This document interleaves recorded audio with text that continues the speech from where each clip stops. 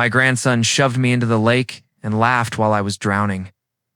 "Don't be so dramatic, Grandpa," he said as I kicked and gasped for air. 9 years old, and he treated my life like a joke. Saw my son, his father, watching. From the dock, arms folded. My daughter-in-law was sipping her wine, smirking. Not one of them moved. Not one hand reached out. They let me thrash, choking, while the water filled my lungs. I was 65, too old, too frail after surgery, and they looked at me like I was nothing.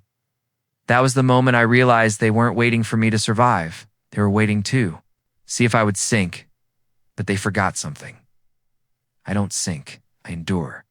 And one day soon, they'll see exactly what that means. Don't forget to subscribe to the channel and comment where you're watching from. The shock of that water cut through me like glass. My chest locked. My shoulder screamed with the pain the doctor had warned me about, and every instinct told me to let go, to give in. Yet something older than fear kept me fighting the stubborn breath of a man who's been underestimated one time too many. When my head finally broke the surface, coughing, sputtering, eyes burning, I looked back at the dock. Jason stood there tall.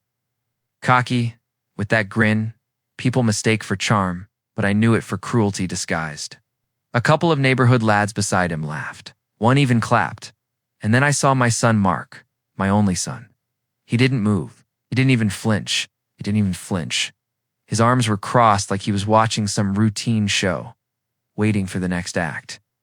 And Linda, his wife, raised her wine glass as if in a toast, her lips curling into that polished smile she saves for company. "Guess you can swim after all," Jason called down when I clawed onto the dock's edge. Tough old man. The laughter that followed was worse than the water in my lungs.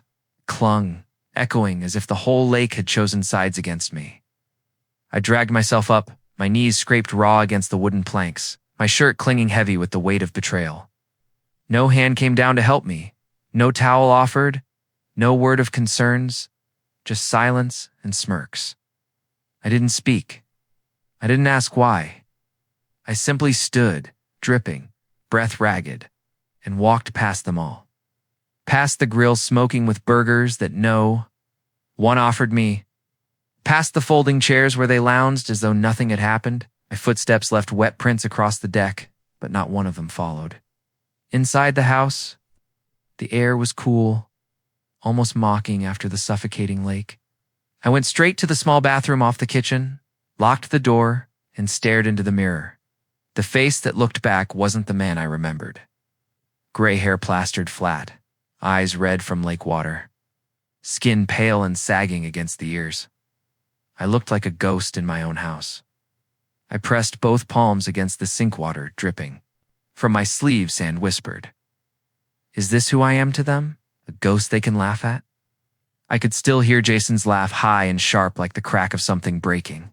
It wasn't just the laugh of a child. It was the laugh of a boy who'd been taught that cruelty was clever, that disrespect was strength, and who had taught him that, not me. I thought back and bit into the years when Jason was small, barefoot, through my garden, clutching daisies like treasure, pressing them into my palm with the solemnity of kings. "Grandpa, you're the best part of this house," he once told me, little head against my chest.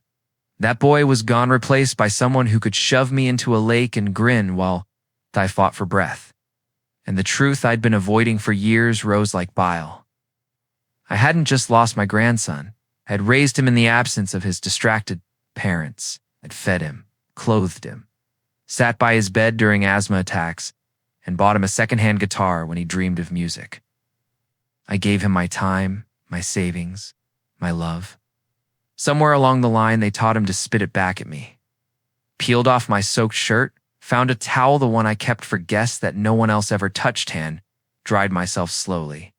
Each scrape on my knee, each ache in my shoulder, was a reminder not of weakness, but of clarity. Part 1. The line in the water: I am Arthur Enart, to those who've stood with me at a bus stop in the rain. I live in a modest, detached house, near Seven Yokes, close enough to a lake we grandly call the lake, though it's really a long, generous pond with ambitions. I turned 65 last spring and marked it with a quiet dinner and a promise I wrote on a scrap of paper and hid in my wallet. Stop rescuing people who won't learn to swim. I unlocked the bathroom door. In the kitchen, voices drifted in. From the deck small talk and the sound of a lighter, I could smell Linda's vanilla candles. I could smell my shirt wet and cold like an accusation. I walked to the front hall, took my old barber from the peg, and left by the side door. No one noticed. Good. The gravel crunched the way it's always done. The air had that evening softness you only recognize when you're swallowing anger on purpose. In the car, I sat with the engine off and dialed a number I've had on my fridge since Helen died. Miriam Kaur, my solicitor. She'd handled Helen's probate and the awkward matter of a codicil I drafted in a moment of weakness the year Jason was born, promising money I hadn't yet earned to a baby I would later mistake for my second chance at being needed. Miriam, I said when she picked up. I need to discuss the N Family Education Fund. I'm at my sister's, she said, but I'm listening. I want to freeze distributions, I said. Then I want to change the beneficiary class. And I want to schedule a meeting the moment your office opens. Silence on her line is considered and kind. Arthur, before we talk, Laura, you safe? I looked at my hands still shaking, but mine, I am, and I'm done. Right, she said, turning professional in a way that makes you love a person who knows how to move a mountain with paper. The trust is discretionary. That's why we set it up that way. You're the settler and primary trustee. You can pause distributions immediately under Clause 7.2 Best Interests and Welfare. You can widen or narrow eligible beneficiaries. With a deed of variation, provided it's not capricious or discriminatory, and the investment account that sits outside the trust, the one designated, for Jason, in your name remains legally yours. I didn't fund a junior ISA for him, I said. Deliberately, you were prescient, she said. Email me an instruction now. Suspend distributions and schedule a trustees meeting. I'll draft the deed.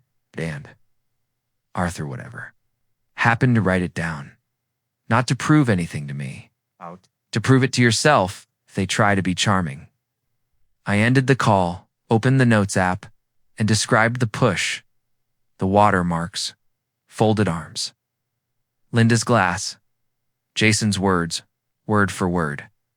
I attached the photograph I'd taken after my knees, with their ridiculous raw crescents. Then, I did the most British thing a man can do when he has reclaimed an inch of dignity. I drove to a petrol station. Bought a newspaper I didn't read, and a Mars bar I didn't want.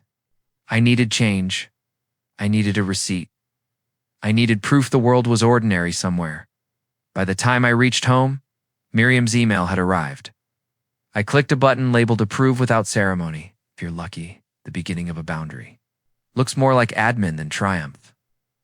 I dried the lake out of my ears and slept on the sofa with the television murmuring the weather at me. When I woke, I felt like a man who'd chosen a lane and intended to stay in it even when other drivers shouted 2 days later. I sat at Miriam's boardroom table with its honest wood and a view of a car park that made all human endeavor look silly in a way I found comforting. She'd brought tea and a stack of papers. Clause 7.2 Discretionary Pause, said, tapping the page with a long purple nail. Here's a minute of the trustees' resolution today.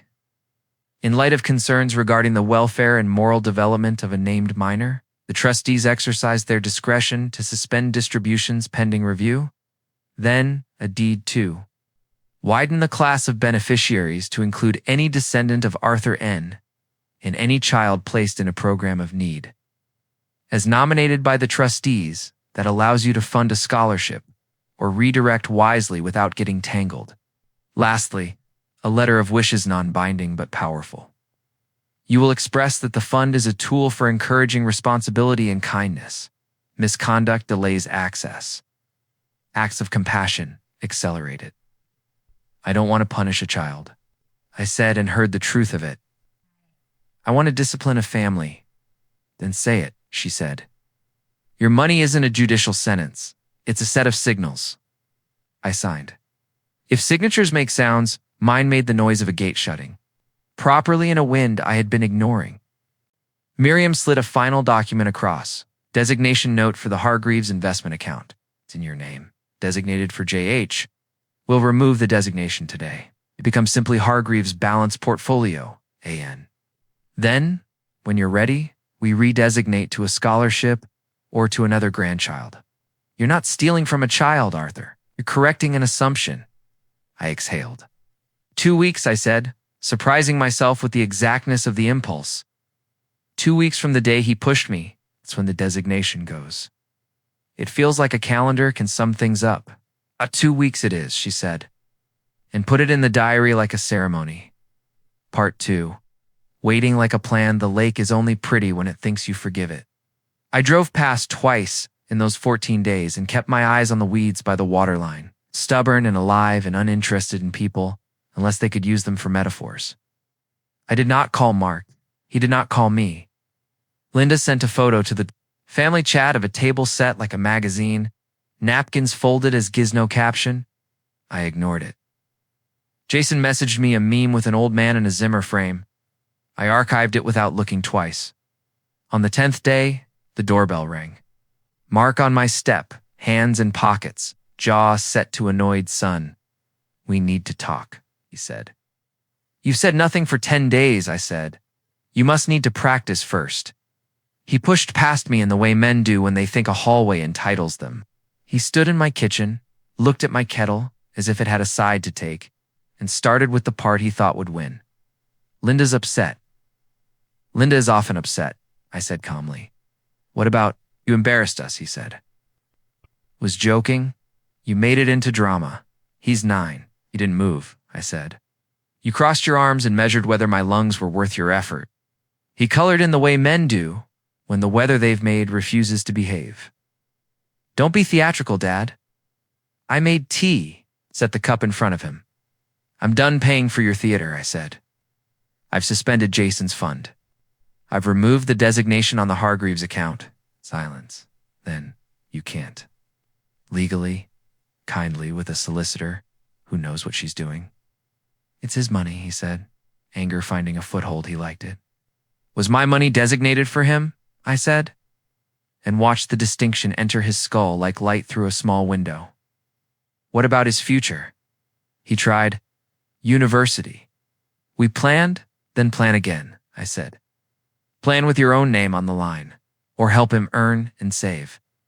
Or teach him that money and love share a rule. You don't spit in the well you drink from.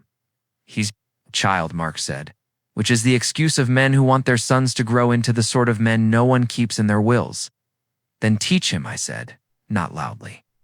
Teaching is what fathers are for, he left with a rudeness that made the front door sound like a tinny drum. I stood for a long time with my hand on the wood, feeling the cool of it. Grateful for a surface that didn't require me to be anything I wasn't.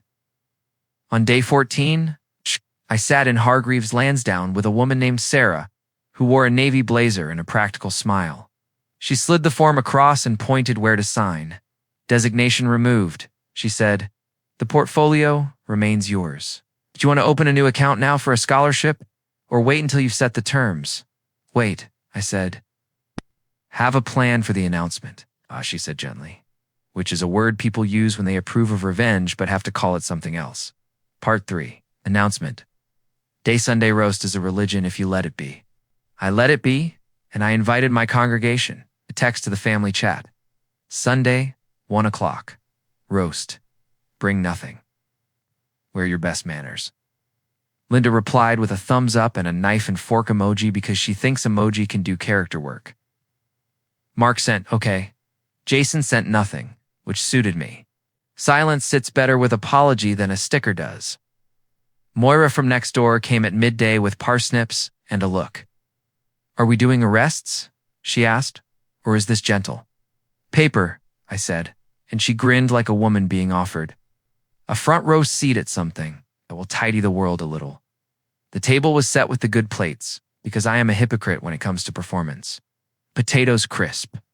Gravy thick enough to hold memories. At 5-1, I placed an envelope by each plate white. Heavy names in my best hand. Gone mine to documents. The trustee's resolution and the deed of variation.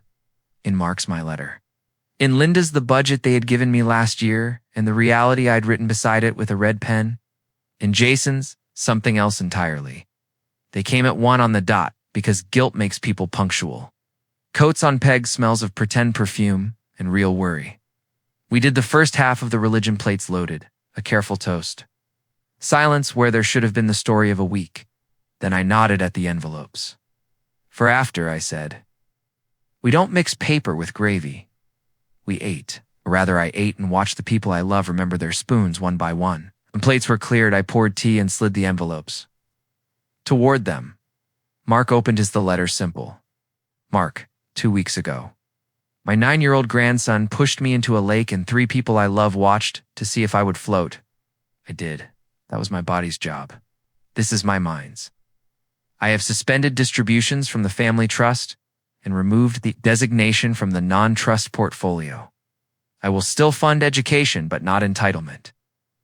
I will match pound for pound every pound you and Linda save. For Jason's university and a savings account in your names, I will release additional bursaries when Jason completes acts of service that make him kinder, not richer. This is not punishment, it's instruction. Dad Linda opened hers, her eyes flicking across numbers and rising, furious, when she saw my neat red annotations, sky unnecessary, misc too large grandpa line removed. I met her glare with gentleness because men like me have learned that pride reverses poorly. Jason opened his. Inside, a 2-page contract, not legal, but moral. At the top, in big letters I had written, in Kindness Scholarship, conditional offer. Jason, you may still have your university paid, but here's how. 50 hours volunteering at the hospice shop measured. Signed by Mrs. Patel. 25 hours helping Mr. Wilcox across the road with his garden. Signed by Mr. Wilcox. Attend a water safety course. And pass it signed, write me a letter 1 page describing 3 ways you will protect people smaller than you for each line. I will deposit £500 into a savings account you can't touch until you're 18. Hit them all. I'll reopen the scholarship under your name. Fail them. And the fund becomes the Haines Lake Bursary for kids in care who want to study engineering like your grandpa did. Tick the first box by next Sunday, and I'll take you to the cinema. Tick the last by Easter, and I'll give you my old guitar. Grandpa, he read it like a boy who's been given his first proper map. He didn't look at his father. He didn't roll his eyes at his mother. He looked at Muriel. He looked tanned. I saw it. The boy with daisies, checking if the man across from him will still trade treasure for treasure. Linda's voice cut, polished, and precise. This is manipulative. This is fathering, I said. Late, perhaps. Necessary, certainly. Mark didn't speak.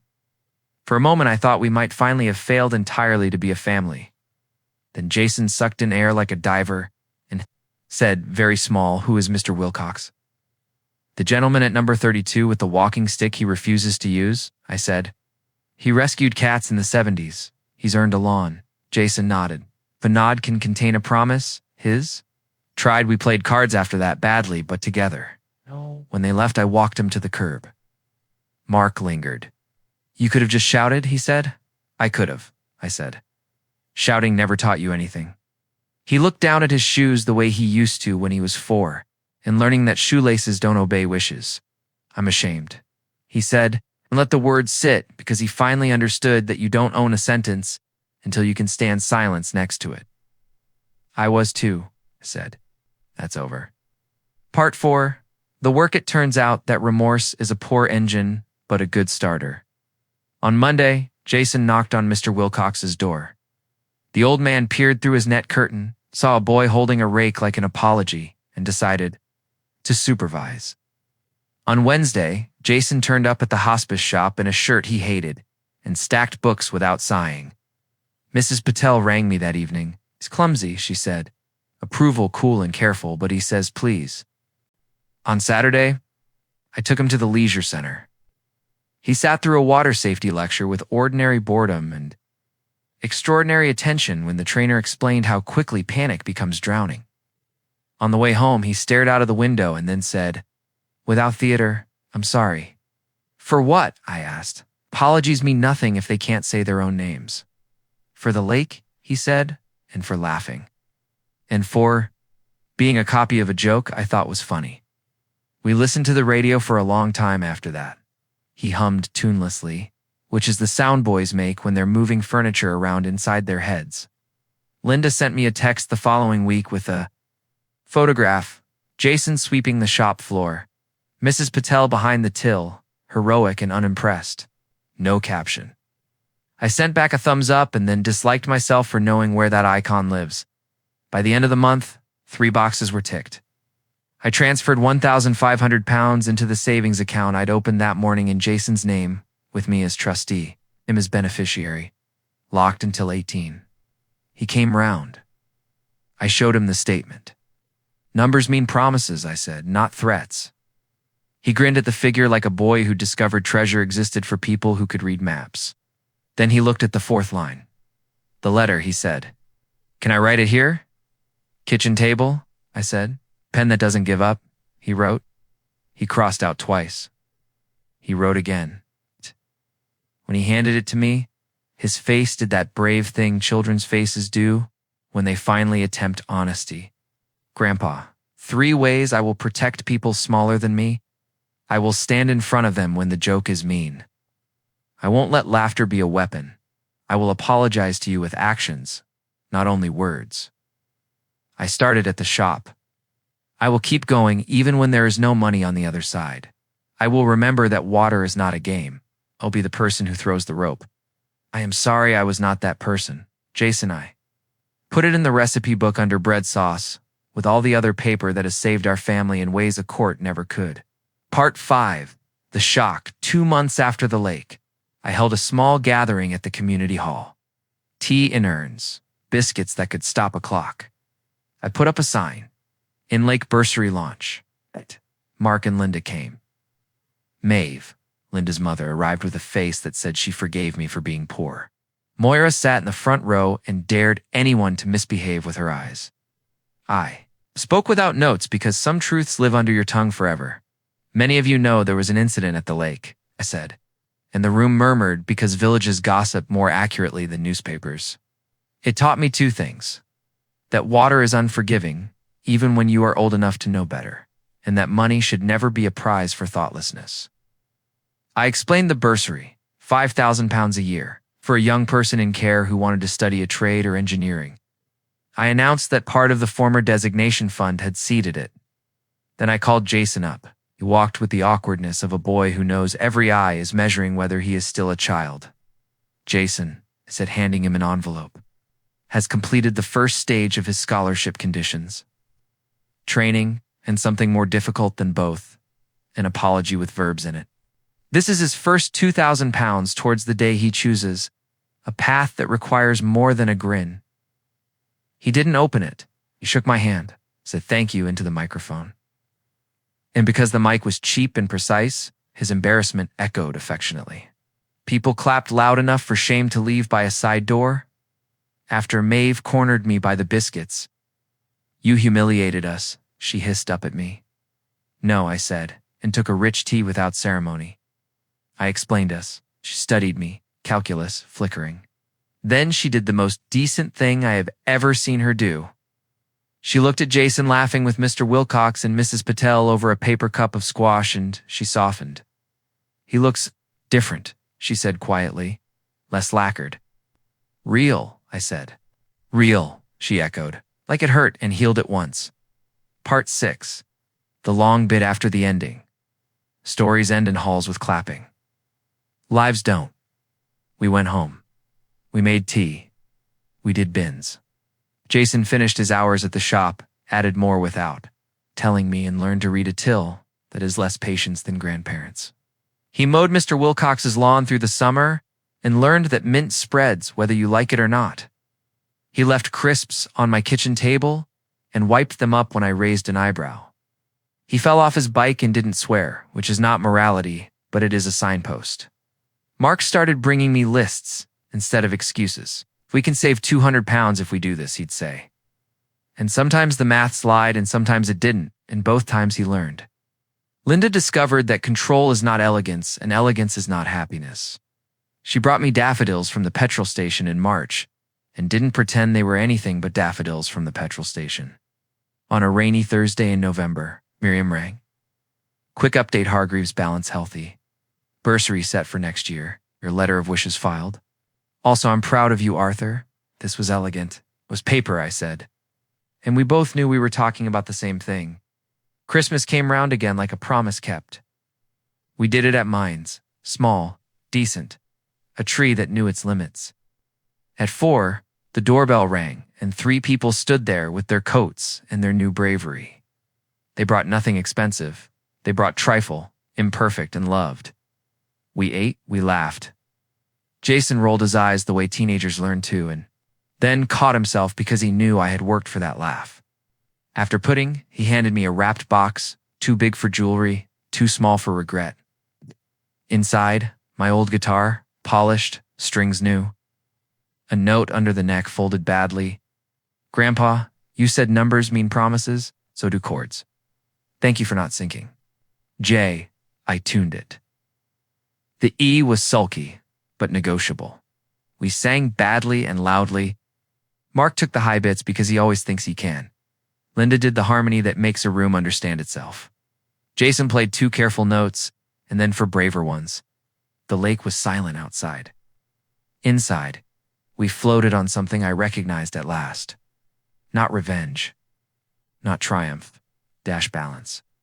If you're waiting for the legal denouement, there isn't one. There's paper signed, filed, powerful, and people messy learning. The bursary went to a girl named Amani who wants to be a civil engineer because bridges are poems you can walk across. Jason met her at the awards evening and asked her which spanners matter. He is 15 now, still laughs too loudly sometimes. He still forgets lids. He has not pushed anyone into any lakes. As for me, I keep the lake. We fish, we sit, sometimes when the water is flat as a thought just before it arrives. I see a man's face staring back at me, older, calmer, not a ghost. He looks like someone who can be pushed without falling, who can be laughed at without breaking, who can cancel a payment and still pay for the only thing that has ever counted, the lesson that lets a boy stand up.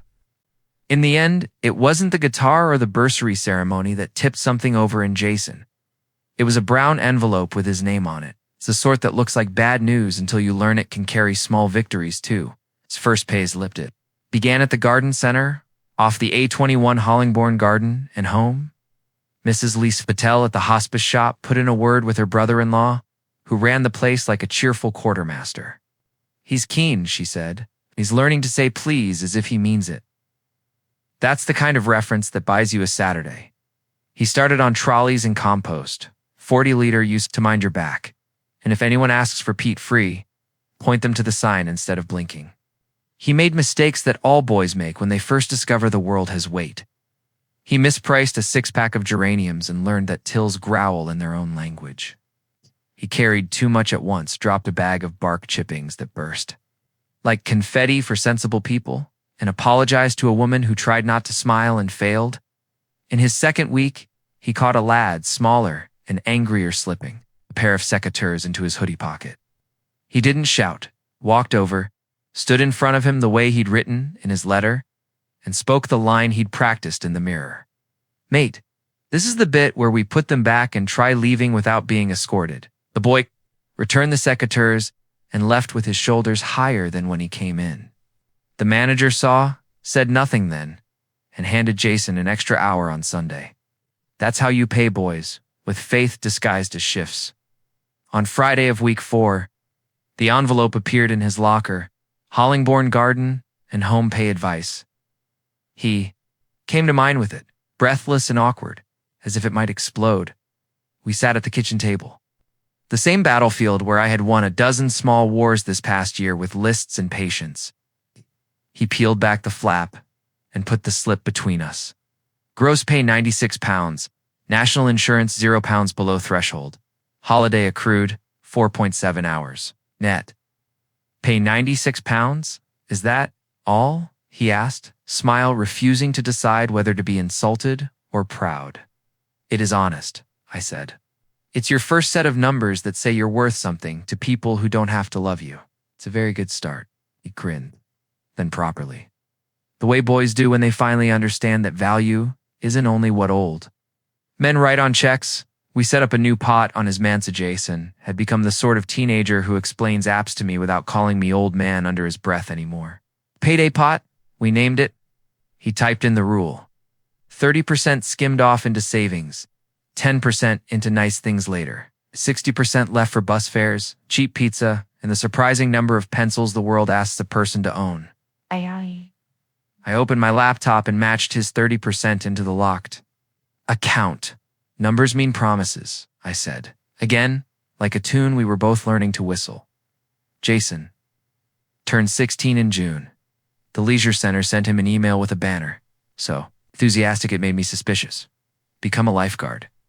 The National Pool Lifeguard qualification needed him to be 16, strong enough to pull men heavier than pride, and willing to go back into water without hardening. He showed me the email without theater. I want to do it, he said. 4 reasons? 4 reasons. Good, I said. Let's make numbers behave. We looked it up. Course fee £280, exam included. Tuesdays and Thursdays. Practical assessment with a man called Simon who wore shorts in all weathers and believed in technique more than bravery. If you let people panic you, they'll drown you in themselves, he said. Jason wrote it in a notebook I'd given him for his letter. He passed on a Saturday that smelt of chlorine and triumph. He brought the certificate round in a plastic sleeve like a child with rain-sensitive homework. We stuck it on the fridge behind a magnet that says, in terrible font, "Keep calm and change the filter." His first shift as a paid lifeguard came the week after his results. He stood on the chair, whistle around his neck, anxiety hiding under a uniform, watching people who thought water respected them. He didn't blow the whistle to hear the sound like new boys do. He blew it once because a toddler's father was pretending Instagram. Could parent while a child attempted to discover the negative space between steps? Jason strode, knelt, spoke low and firm, and turned his whistle back into a tool instead of a trumpet. Afterwards, he sat in the staff room and looked at his own hands like they'd learnt a language he didn't know he needed. Part 8. Bursary No to the second year of the Haines Lake Bursary brought a queue of stories with faces. We put together a little board. Miriam, Mrs. Patel. Mr. Wilcox, who likes to say, "I'm here for judgment and biscuits." Moira, for common sense. Money. Our first bursary student, now in second year and taller with confidence, and me. We booked the community hall, borrowed a projector from the parish, and wrote questions on a flip chart that had belonged to the Brownies in 1998. The candidates arrived wearing their best attempts at adult. Some wore school blazers that had seen hands me down. One wore glitter because she knew she was more than her file. We saw confidence worn thin and nerves dressed as rudeness, and kindness trying to pass as jokes. 2 stayed with me. Oh boy. Called Reese, who'd lived in 3 foster homes by 14, who wanted to be a plumber. Because hot water is the difference between a day you survive and a day you live. And a girl called Leela, whose personal statement was written on lined paper in a hand that made you slow down. She wanted mechanical engineering, said she collects bus tickets because someone had to design the thing that takes you away from where you were born. We asked the dull, necessary questions about grades and placements and money and commutes. Then Amani did the thing I've never seen an adult do well. She asked, "What are you going to do the first time you don't understand a lecture and everyone else pretends they do?" Ask Reese said. "And if the lecturer is a prat, ask the person beside me. I'll find the one other kid with a slow face and start a club," Layla said, and made us all laugh. She added, almost as an afterthought, "Also, I fix things when they're too sharp." We chose Lila by a nose and no one minded. Reese didn't storm out. He shook our hands, took a small travel grant we'd scraped from the miscellaneous pot, and left with a promise from Moira to find him an apprenticeship interview with the council. Lila came back to the table after we'd finished the biscuits and asked how the bursary had started. I told her it began with a lake and a bad laugh. "Oh," she said softly, "mine began with a door you could lock." There are moments when the room holds its breath because anything else would be an insult. We let the quiet stand. Then Mr. Wilcox coughed the way old men do when they're making space for something and said, "You'll need a bike lock. Get one with a cable that announces its opinion." Part 9, the apology at number 32 Mark did the hardest thing he's had to do since he carried Helen's coffin with shaking elbows. He went to number 32 and knocked. Mr. Wilcox answered in a cardigan that had more patches than fabric left. He peered over the net curtain, decided not to pretend surprise, and let Mark in. The house smelt of dust and mint and old dinners eaten without complaining. "I'm sorry I didn't help him," Mark said with the sentence before the second breath, so he couldn't run away from it. "By the lake. I'm sorry I looked at you like you were a chore when you're the sort of man who keeps a village from becoming a rumor." Mr. Wilcox did that very British thing where he sat down before he forgave anyone. Himself into a chair that had old men's knees built into it and fiddled with his mug. "I used to rescue cats," he said. "They rescue you back when you're not looking. People do too. Sometimes it just takes longer." "I was a coward," Mark said. "And a son who thought being a man was how loud your laugh is." "A man," Mr. Wilcox said, blow on tea between syllables, "is the person who knocks on a door after he's done the worst version of himself and still expects a kettle to work." They sat for 40 minutes. They talked about fences. They talked about tomato blight. Mr. Wilcox pretends to be bored by the obvious, then tells you how to fix it anyway. Mark came away with splinters in his hands from a gate he'd helped too. Rehangan told me later it felt like splinters you earned honestly back when you built dens, and forgive your own knees for being muddy. He didn't tell anyone else. He didn't do a photo. He walked past the lake the next day and looked at it long enough for the breeze to decide it was being admired. Part 10. A letter to future me. There's a drawer in my study where old letters go to sit with themselves. Me, on a night when rain performed its favorite trick on British. Windows and football shouted in someone else's living room. Dear future me. If you're reading this, you're probably considering rescuing someone. Put the kettle on and read slowly. Help is when you lift one end of the sofa while the other person lifts the other end, and you both count to 3. Rescue is when you lift the whole thing yourself while they sit on it and complain that the view isn't what they expected. Help makes the world bigger. 2 pairs of hands. 2 sets of ideas, 2 ways out. Rescue makes it smaller, 1 hero, 1 grateful audience, no growth. Help has a receipt that reads cooperation. Rescue has a tab that never closes. Paper is not cold. Paper is warm when it protects people from your worst instincts. Paper will outlast clever speeches and bad moods. A boundary is a kindness. You offer first to yourself so you can keep offering kindness to other people without going broke in money or in patience. If the person you love laughs while you drown, metaphorically, or in a lake hold onto the rope you throw yourself. Later, when you're dry, write rules. Don't shout rules. Shouting never taught your son anything. Teach with potatoes and spreadsheets. Feed people and show them how numbers become softer when they're honest. Remember, it is never too late to change your will. Your mind, your habits. It is always too early to send a text you wrote angry. If you forget all of this, go and ask Mr. Wilcox to tell you about his cats until you remember you're not the center of anything. Keep loving them, but do it without lying on forms for them.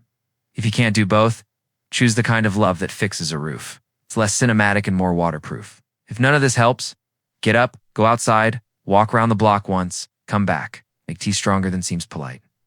Try again. Yours. The man who didn't sink I folded it into the drawer with bread sauce and Jason's first letter and the deed. That stopped my money pretending to be anybody else's future. Part 11. The leftovers and the whistleboxing day has become ours. It began as a joke, leftover curry at Ed's, and turned into a ritual.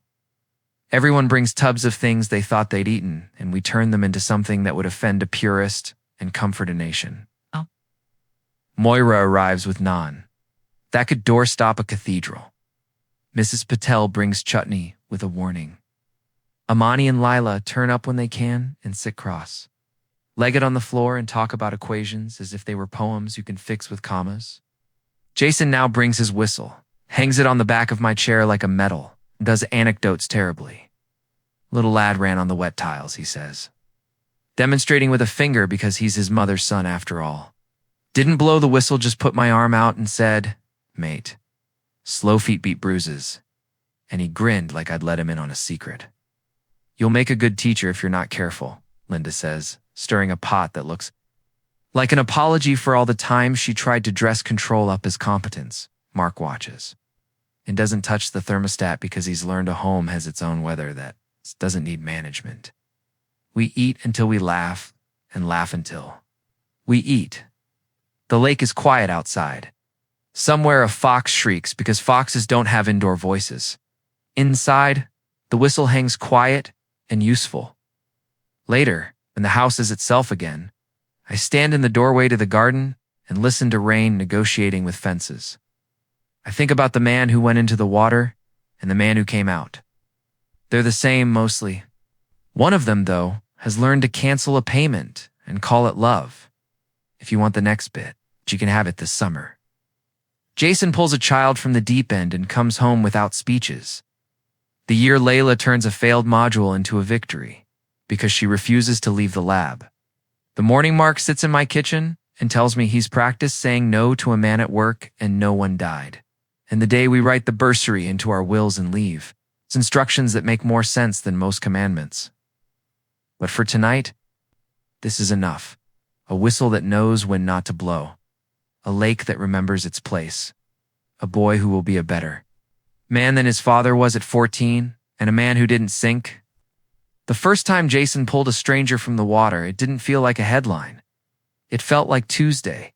The leisure center was doing what leisure centers do in August, children, fizzing like shaken lemonade. Parents on benches inspecting. Their phones as if answers live there. A lifeguard wrote it printed in Comic Sans because someone in reception refuses to be rescued from themselves. Jason took the chair on lane 2, whistle around his neck, knees bouncing the way boys' knees bounce when they have too much competence and nowhere to put it yet. A toddler lost the edge in slow motion, the sort of slide that makes bystanders do that communal intake of breath that never leaves their throats. The father was somewhere he shouldn't have been. The child found somewhere he couldn't survive. Jason was up before the gasps decided to be useful. 1 stride, 2, a clean entry that would have made Simon head lifeguard. Shorts in all weathers, believes in technique, nod like a man who knows new tricks, still have to be the old ones done properly. The child fought him, as they do fingers. That don't know who the enemy is, eyes that think air is optional, a sound halfway between a sob and a swallow. Jason kept his voice low and ordinary. Gotcha? With you. Breathe for me, mate. He got him up, onto the step, into the mother's arms, who had discovered running too late.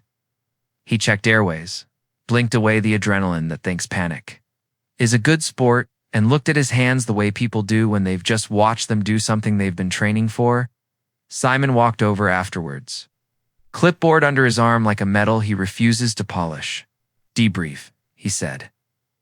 Jason recited the facts like a prayer. 4-year-old male, non-swimmer, lost handhold at shallow edge. Assisted recovery. Observations: cough, color returning, coherent speech. No need for paramedics.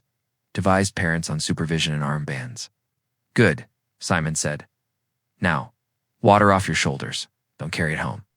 Jason came to mine after his shift. He didn't knock, which is a privilege I allow people who have earned it by writing apology letters that fit under fridge. Magnets. He put his whistle on the table, the way soldiers put knives away when no one needs them. I did it, he said, small. I know, I said, because the leisure center has a rumor system better than most newsrooms, T. He nodded. We did the thing we do when the world has been heavy. We made a fuss about whether rich tea or hobnobs make better dunkers, and then ate both. Pulled the payslip from his pocket, crumpled now with pride. They gave me a 20 pounds bonus for incident response. That doesn't seem like enough. It isn't for a life, I said. It's just for a shift. The rest of the payment is the sort that turns up later in a person's face. I matched the 20 pounds into his locked pot without telling him and raised my mug. To Tuesday, I said. And to whistles that know when not to sing. He smiled properly then. He did not post about it. He told me later in October about another one that was smaller and harder, a teenage girl who slid under because sadness wears goggles well. Jason sat by the water after, legs dangling like ladders, and looked at the surface as if it had said, something rude. You can't be a hero, he said, if you're waiting for applause. That's why I never clapped at school plays, I said. Also, the recorder was involved. He laughed like a lad who knows the right sound makes heavy things sit down. Asterisk, asterisk. Leela sent us an email in March with the subject line, "No student wants to type. Failed Mechanics 1." The body was simple. Dear board. I sat. I tried. I did not pass. I cried. I ate toast. Now, I would like to pass the resit. I need a plan. El Amani replied before I found my glasses. Come to the library. Bring the paper. Bring the part of your brain that thinks it is a coward. We will both shout at it. Met in a corner with bad heating and better light. Leela laid out her script. It looked like any failed script read slashes used to enthusiastically ticks that didn't know where to live. A marker that thought try harder was feedback. Amani pointed to the questions Layla had left for later. We don't. Do later, she said. We do now and then again. Also, we stop pretending we can learn without noise. Make noises. Say the words out loud. Mechanics is a poem in a language that's allergic to romance, but it is still a poem. We scraped together a micro grant from the bursaries. Oh dear line, 180 pounds for 6 hours, with a postgraduate who had the unlikely name of Edwina. Bolt, and the very likely talent of telling meter from force from the impulse to lie to yourself. Layla turned up to every hour with a pencil shaved to cruelty in a face that had decided to be real even when it was tired.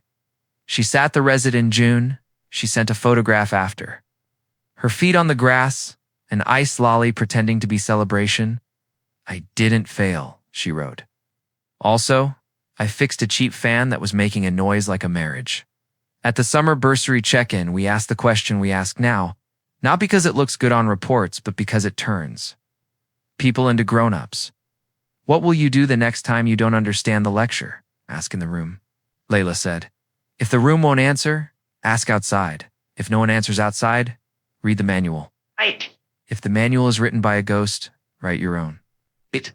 We clapped. Mr. Wilcox cried and pretended it was high fever. Asterisk.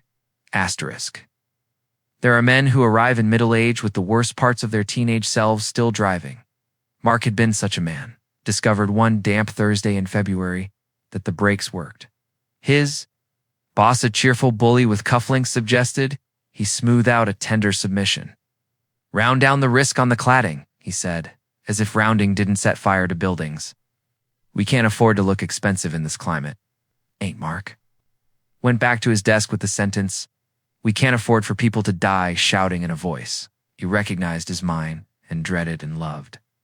He opened the email, closed it, opened it again, and wrote the line I have never been prouder to read in my son's correspondence. Dear R.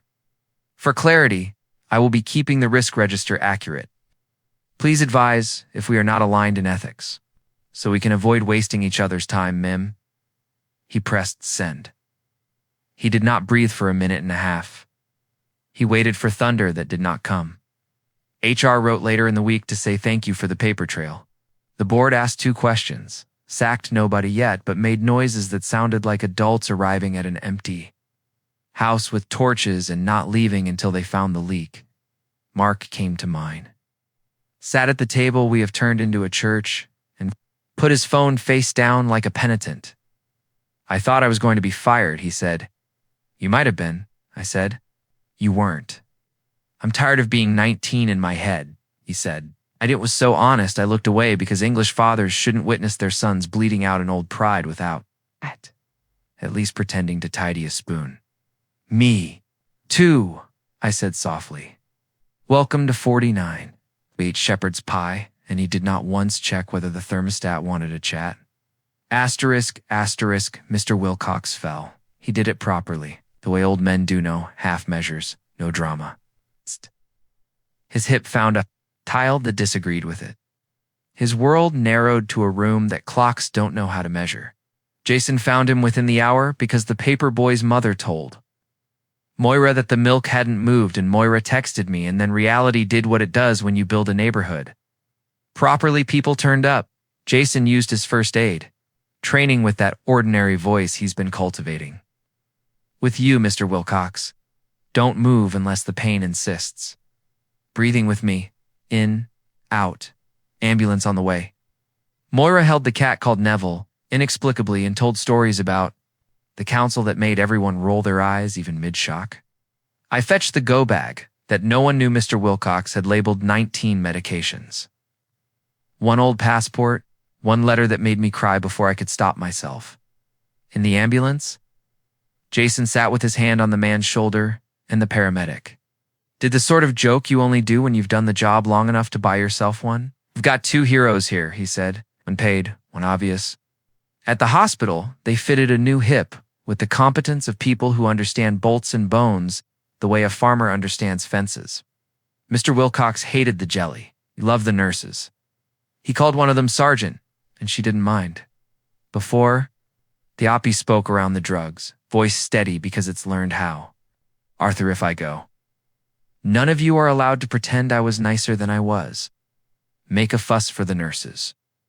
Tell the vicar not to use the word journey, and make sure Neville is told every day that he is a nuisance. You're not going, I said, and he didn't.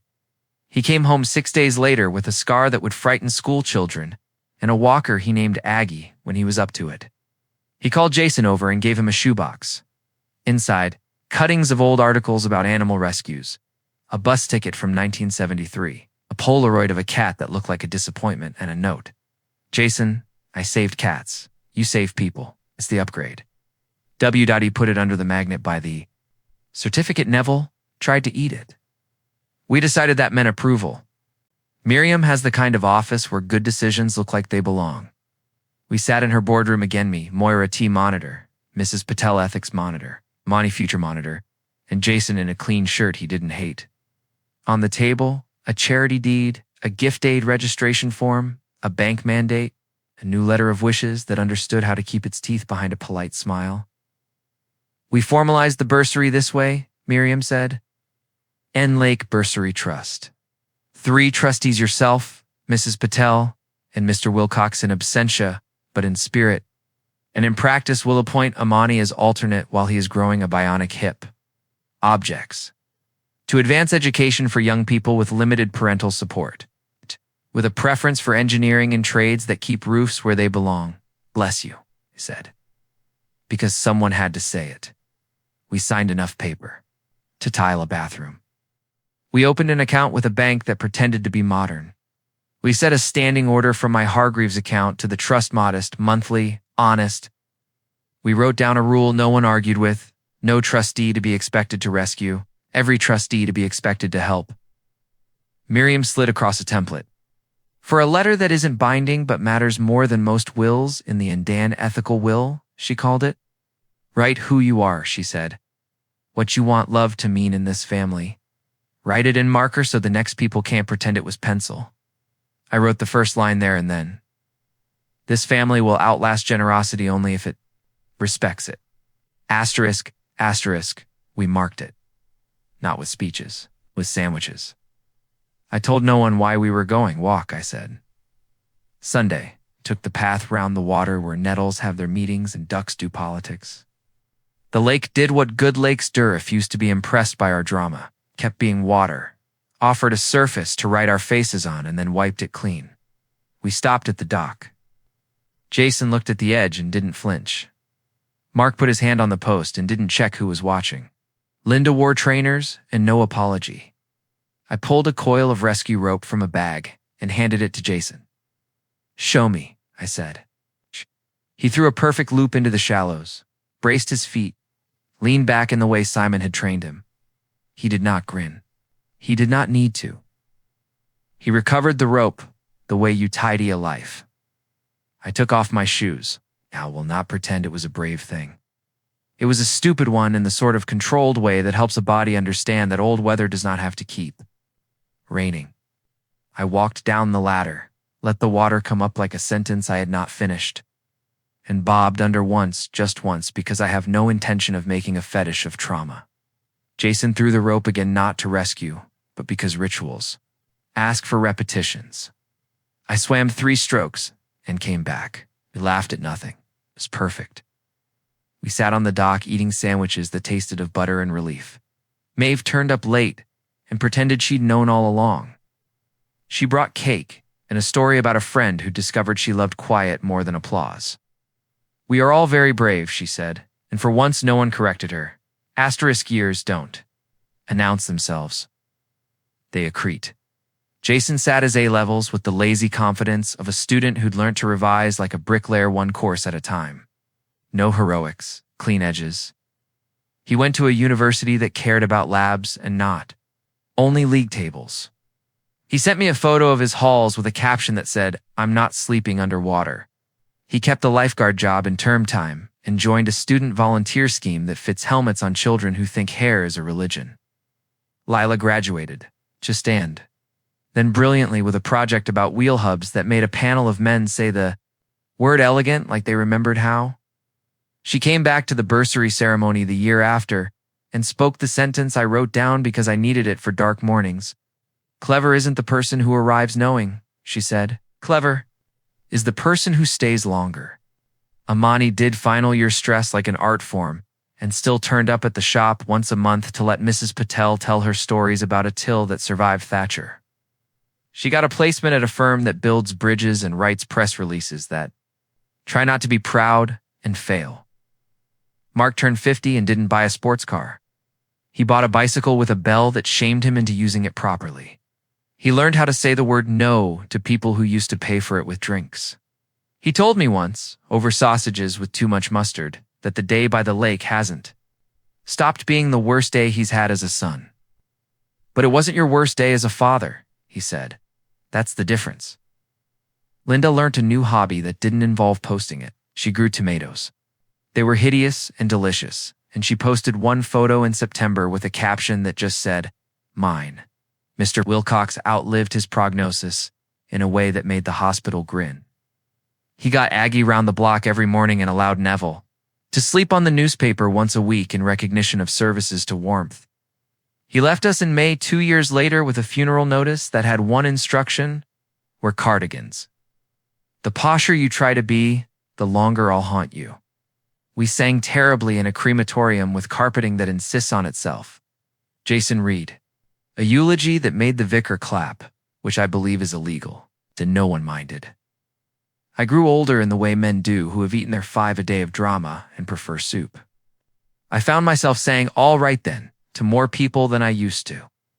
I wrote into my will the bursary, the house to be handled in a way that keeps roofs honest, and a letter that begins, "If you're reading this, you are not allowed to call me late unless the buses are at fault." It's on Boxing Day most years now. The doorbell rings like a hymn. People come bearing leftovers and news stories and old apologies that have found a home. We do the ritual. We hang Jason's whistle on the chair. We eat until we laugh and laugh until we eat. We hold up our mugs to no one at all and then to each other because it matters. Sometimes late, when the house is quiet and my ears have made their peace with themselves, I walk to the back door. The lake is a dark line you can only see if you squint kindly. I think about that day, the water, the laugh, the decision, and I feel not triumph, not revenge, but balance. The sort of balance engineers try to write into bridges, and fathers try to write into boys, and solicitors try to write into deeds. If you need the lesson, it's the same one I keep writing to myself. Help, don't rescue. Cancel payments you've mistaken for love, and spend the saved money on better things: potatoes, bursaries, bus fares, cardigans. Whistles that know when to keep quiet. And if you need an ending, have this ordinary one. I put the kettle on. The click sounds like a small gate shutting in a wind that no longer worries me. I make tea. I sit. I wait for the knock I expect. It comes. Jason, taller still. Hair in the mess young men wear when they're trying not to impress you, steps in. Kisses my head without performance and says, "Grandpa, have you got 5 minutes? I've got some numbers I want to make behave." Of course I say, because that is the answer love gives when respect walks in with a spreadsheet. Down, pen that doesn't give up, is in the drawer. Start again. We keep starting again. It's the trick. Jason's first proper job didn't arrive with trumpets. It arrived with a high-vis vest that smelt faintly of old coffee and a pair of boots. That made him walk like a person who'd been told the ground mattered, Hollingbourne Garden and home. Had his Saturdays, the leisure center had his whistle shifts. And then an email from a contractor in Tonbridge offered for weeks as a site runner on a small footpath improvement fencing. Curbs, a drain that refused to behave. It's not glamorous, the foreman, Dennis, said on day one, scratching a beard that looked unionized. But glamour is for magazines. We pour concrete. Jason learnt the choreography of morning sign in toolbox talk, mug balanced on. A thermos because mugs and mud don't get on. Listen while a man with a clipboard says the words you hope will make it to the end of the day. Plan, stop, think. He fetched cable ties, counted in fives because tens felt like showing off. Checked the welfare cabin had loo roll and carried burdens quietly. Midweek, 2 electricians chose a shortcut with a live feed that made Dennis go very still. He picked up a marker and drew a line on the floor. He said, the way decent men do when they've decided the answer is polite and absolute. Jason watched it happen the way a boundary lives in a voice before it gets written. That afternoon, a lorry arrived early, and a driver with more schedule than sense attempted to sledge a pallet off the tail lift. Jason stepped in where the banksman was meant to be, threw both hands up, and said, as if you weren't 19, we're not wrecking a month to save a minute. The driver huffed, then grinned, the way men do when someone else has remembered the rules for them. He came to me on Friday with a payslip he folded into smaller and smaller squares as if value could be mulched. It isn't much, he said. It's honest, I said. That's the first line you want on any ledger. We matched his savings percentage without speeches. He told me he liked Dennis because Dennis talked to the ground like an apprentice and to people like adults. He said concrete remembers, Jason said. He said if you cut corners, it keeps them and tells on you later. The day Leela's bridge opened, the sky behaved. It had threatened drama all week and then settled for a blue that made everyone's hair look kinder. The bridge was modest, the sort of span that lets a prom reach a park without performing a motorized pilgrimage. The mayor wore a sash with the dazed hauteur of a man who suspects he is a punchline. Leela stood in a dress she'd chosen by putting her hand in a wardrobe and deciding not to lie to herself. On the plaque, Riverpath Footbridge designed by El Haddad. 2028 a shortcut that isn't a shortcut. She'd fought for that line. A counselor had tried to remove it on the grounds of whimsy. The project manager had said, very gently, whimsy keeps people from falling asleep in committee. The ribbon was municipal red. Amani made a speech that was small and accurate. Bridges, she said, are sentences that say you can get there. Layla cut the ribbon and didn't cry until Mrs. Patel hugged her as if she were a new recipe. We walked across. It felt like every good thing I've learned since the lake firm underfoot. Built with numbers that had agreed with one another. Designed by someone who had made a decision to stay longer whenever the maths looked like a wall.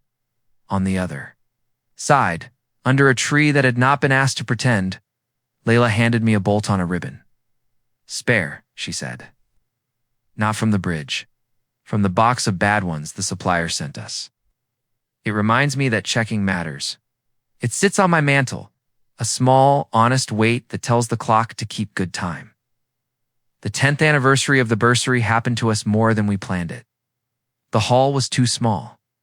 The urn leaked and then decided to behave out of sheer embarrassment. We'd made a banner that refused to hang straight. Moira swore at it in the accent she saves for inanimate objects, and it obeyed. People came with faces we knew and faces that had learnt to be new. Amani wore a suit she'd bought with her first proper salary and looked like a person who'd discovered how to keep a dictionary under her ribs. Layla arrived oily from sight and didn't apologize. It made the mayor's sash look silly in an educational way. Reese strode in late from his apprenticeship, hands already nicked by a life that pays reliably, and grinned when Mrs. Patel pretended to forbid him cake until he'd balanced a spreadsheet for her charity shop. The program listed recipients. The stories did not fit on paper. One young woman told the room she had passed her HGV test and was driving articulated lorries like the last verse of a country song. When someone tittered, she said, "I reverse better than you breathe." and the room rewarded accuracy. We had a memory table for Mr. Wilcox, cardigan folded. Aggie the walker parked as if she'd choose her moment. A photograph of a man who had decided grace was the version of dignity without pretense. The plaque we'd put by his favorite bench had acquired moss. It suits him, Jason said. Touching it the way you only touch things you intend to leave alone. We gave a small annual Wilcox seat, prize a book token, and a letter to a volunteer who had demonstrated the skill he'd defined, making room between the speeches and the biscuits. I moved through the hall like a man looking for a loose tile. There weren't any. I kept finding paper that had done its job: letters of reference, course acceptance emails, loan agreements that could be born without asking for miracles, forms signed without anyone pretending they understood more than they did. When my turn came, I didn't do much. Thank you, I said, for turning money into manners. People laughed in that British way where we clap for a joke because we refuse to weep in public without a dress code. I've been healthy.